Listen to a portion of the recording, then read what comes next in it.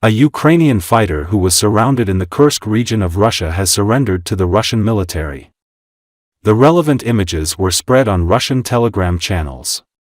Addressing the Ukrainian fighter, the Russian soldier said that he had no way out, that his fellow soldiers had been killed, and that he might face the same fate. The Russian soldier, who said that there are corpses of Ukrainian soldiers around, promised that the Ukrainian fighter would be spared if he surrendered. Later, the fighter came out of his hiding place and surrendered to Russians. 4 минуты вам осталось. Выбирайте, жить или умереть на русской земле в руинах. Вас никогда не найдут, вас никогда не похоронят. Я вам дам сигарету и напою чаем. Выходите, хлопцы. Ваших тут нет. Район полностью под нашим контролем. Ваши побратимы лежат вокруг здания 200. Если вы не хотите стать внутри здания, в подвале, выходите. Вот там встань. Залезай сейчас сюда. К стене, к стене. Не, тихо. Нормально, иди. Вылезай. Снимай с себя броню. Он один ходячий. Смотри под броней, чтобы ничего не было. Снимай бушлат, полностью снимай. Бушлат в руки. Снимайте в руки сюда.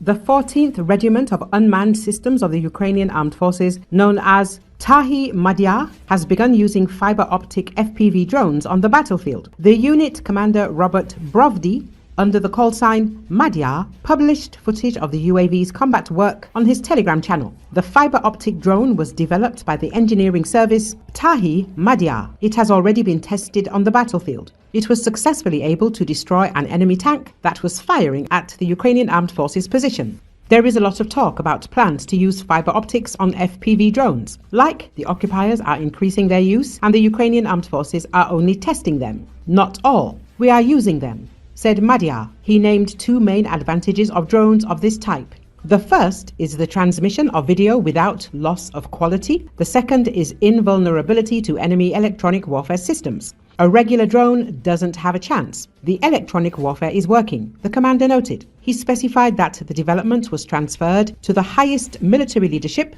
which launched the process of industrial production of the new UAV. Earlier, media reported that the Ukrainian Armed Forces spoke about the advantages of the new fiber optic drone. Kiev has completed the testing phase of a new fiber optic drone from the Black Widow Web 10 project. The press service of the General Staff of the Armed Forces of Ukraine reported this. The new type of drone can fly up to 5 kilometers and carry ammunition weighing up to 2 kilograms. It will not be just one drone, but a whole line that has already received NATO codes. The main innovation of the drone is overcoming enemy electronic warfare systems. Moreover, the new drone is on fiber optics, which will make it possible to use the same technology on FPV drones in the future. Back in March 2024, the media reported that work on creating fiber optic drones was in full swing in Ukraine. At that time, they were talking about the Banderik Strelka drone, which could stay in the air for about 15 minutes and carry ammunition weighing up to 3 kilograms. Putin's army is actively using fiber optic drones in the Kursk region.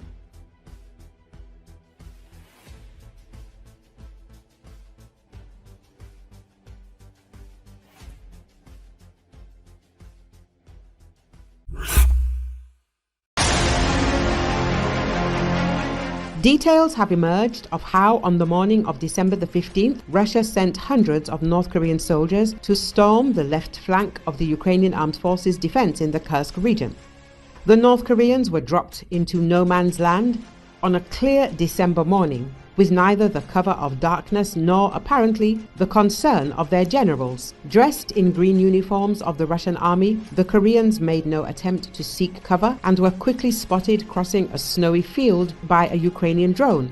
The Times writes, as a veteran of the battle for Bakhmut, 35-year-old Special Forces officer Vitaly noted apparently the Koreans had the same simple order: to attack or die, as the Wagnerites. Seeing such a large group moving together was like a dream for our mortar and machine gunners. I don't know if they all died, but let's say the attack was stopped pretty quickly, the fighter noted. According to the Pentagon, hundreds of young Koreans died. Ghastly photos of wax corpses lying in the snow were quickly posted online. One video showed a Russian soldier trying to burn the face of a dead North Korean to hide his ethnicity. The publication said, "It is recalled that there are about 11,000 North Korean soldiers in the Kursk region ready to engage in battle." The Ukrainians have nicknamed their new enemies Gooks, a racist nickname used by American troops during the Vietnam War. The term was borrowed from Francis Ford Coppola's 1979 film Apocalypse Now about the monstrous horror of war, the Times added. It is also stated that Putin may receive a maximum of 100,000 troops from the DPRK. However, there is no sign of mobilization of these additional troops, and it will take 3 months to send them to the front lines. According to Lieutenant General Sergei Nayev, the Ukrainian armed forces can hold territory in the Kursk region for at least a month and maybe longer, depending on resources. The entry of North Korean troops into combat operations against Ukraine in the Kursk region of Russia was difficult for Pyongyang's forces. However, the DPRK troops were able to adapt, writes Business Insider.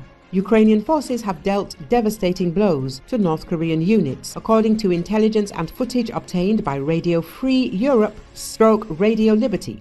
Video footage shows groups of soldiers becoming easy targets for Ukrainian drones. North Korean troops are operating in large groups in the open, unaware of the threat from modern technology such as drones, Ukrainian intelligence officials say.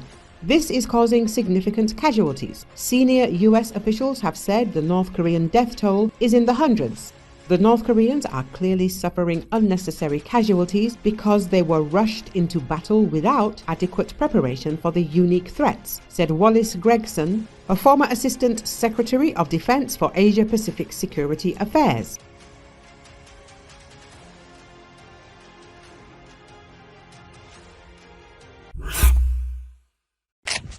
Это ебалось нахуй.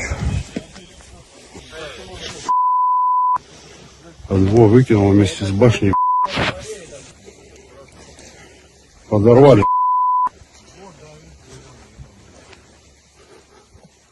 Что должно было?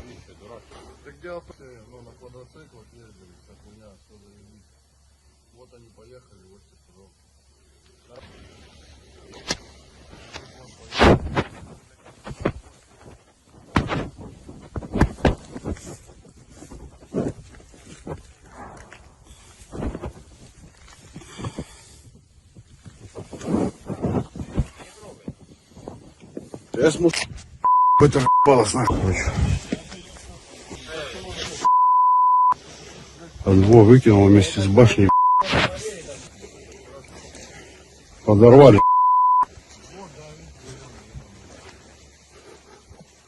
Что должно было?